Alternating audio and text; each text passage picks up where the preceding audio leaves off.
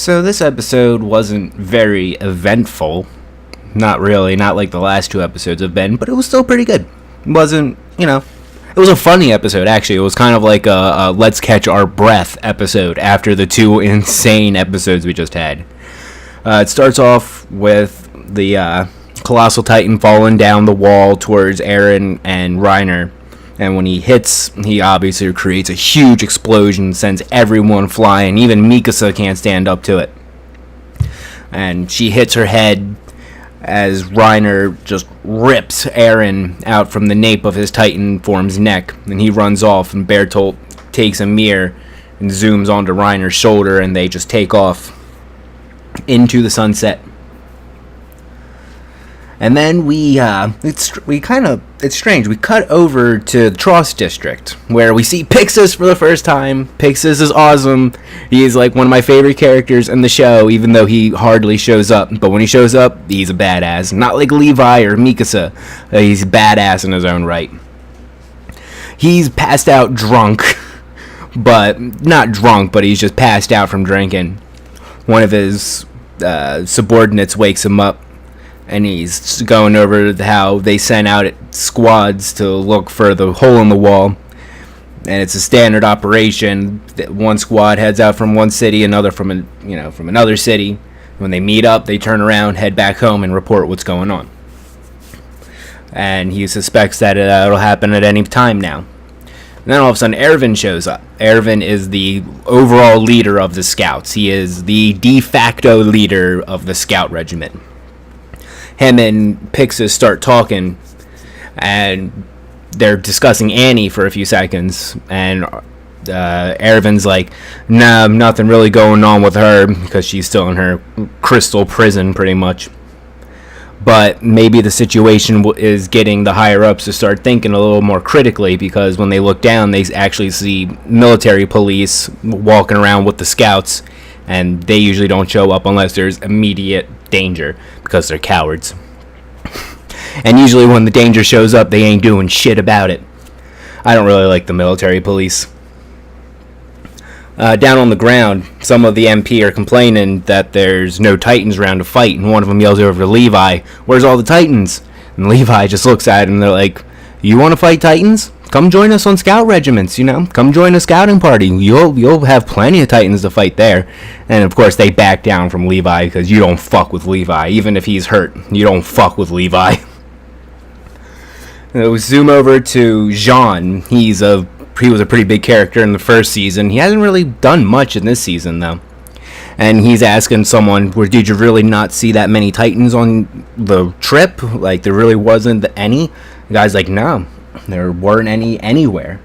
And all of a sudden, the advanced scouts come back from their, scouting expedition. And they report that there's no breach in the wall anywhere. But when they came across Hanji's group, they found out about the Colossal and the Armor Titan attacking and taking Eren and all that. So after they deliver their report, it cuts back over to the battlefield, I guess is the best way to describe it. And Armin's looking after Mikasa, while Connie and Historia and a couple others are looking after the rest of the soldiers that got injured when the Colossal Titan fell. Even Hanji, she's pretty banged up right now too. And he's just sitting there all, bummed out, and Hannes walks over.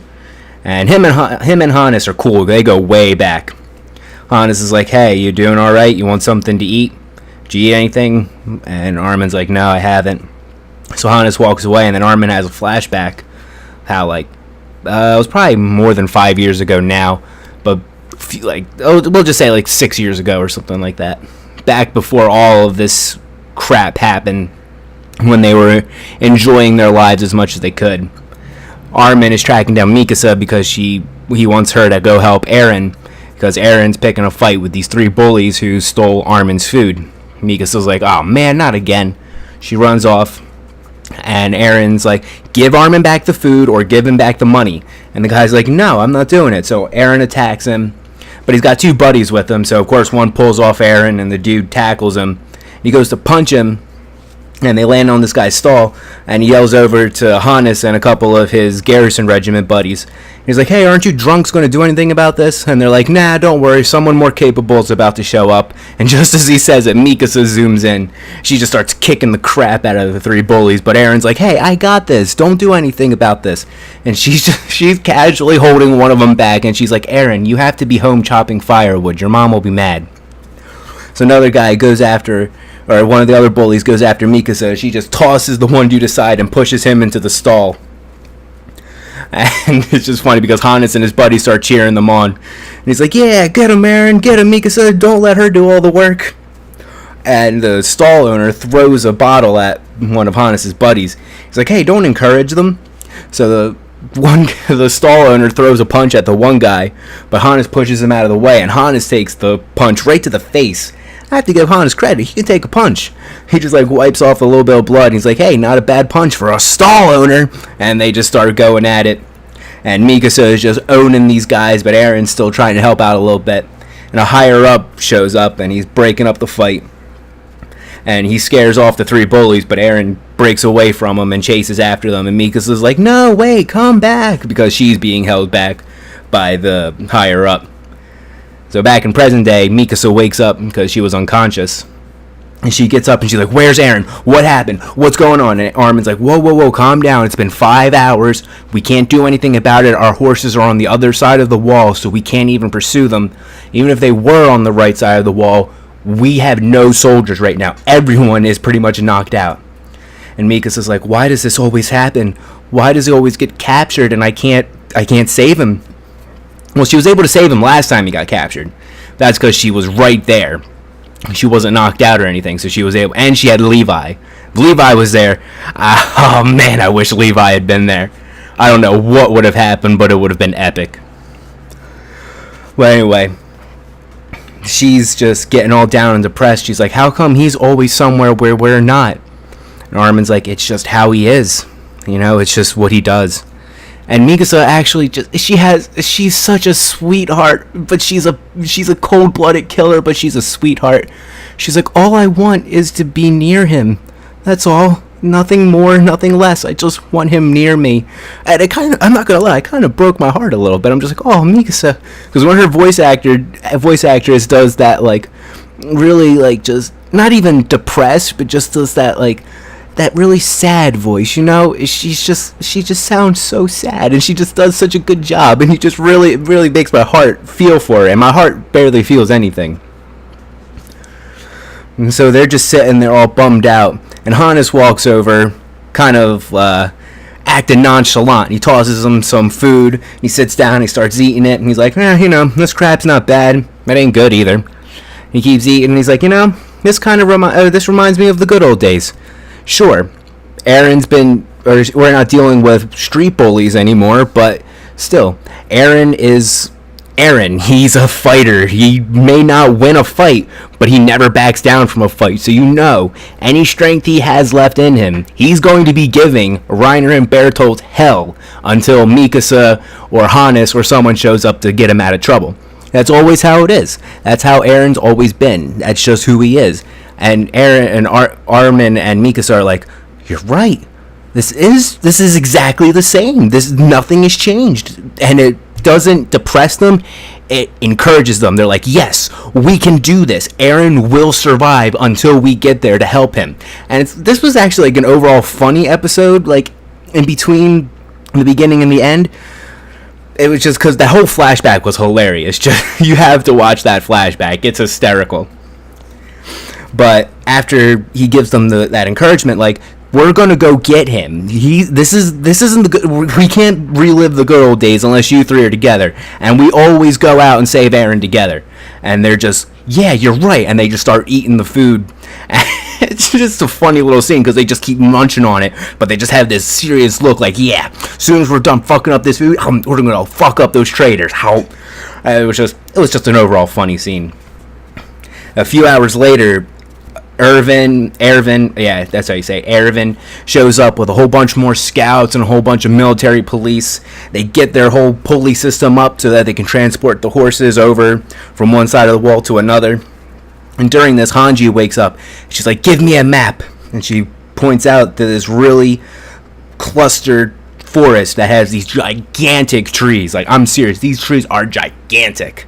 And she's like, this is definitely where they're going, because they have to get all the way past Wall Maria, which is not a short distance. So they have to rest up. They have to get ready for the journey.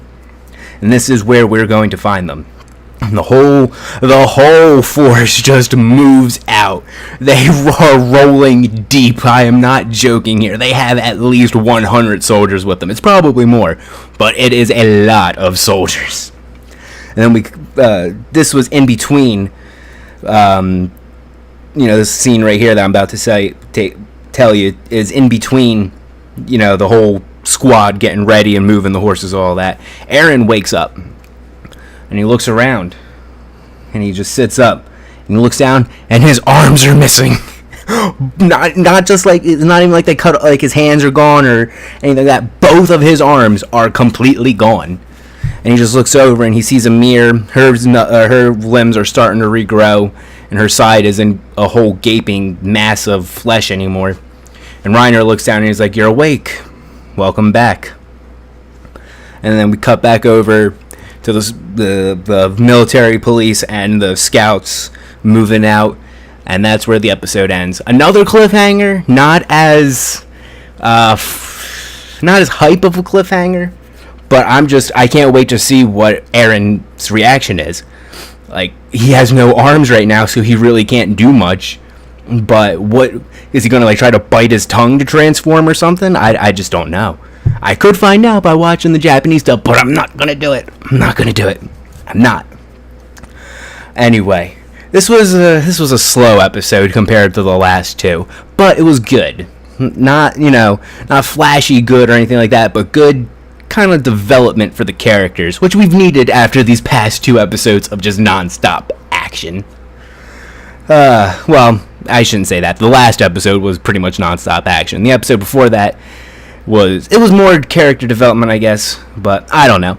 I'm just I'm so hype over this season of Attack on Titan. It was only 12 episodes, but holy shit, they have packed so much into the first 8 episodes. It's incredible. Alright, so that is my review on episode 8 of Attack on Titan. Please go ahead and watch it. It really is such a good show. Consider subscribing or hitting the like button, either one. Go ahead if you want to. And yeah, I will see you all next week for a review of episode 9. See you then.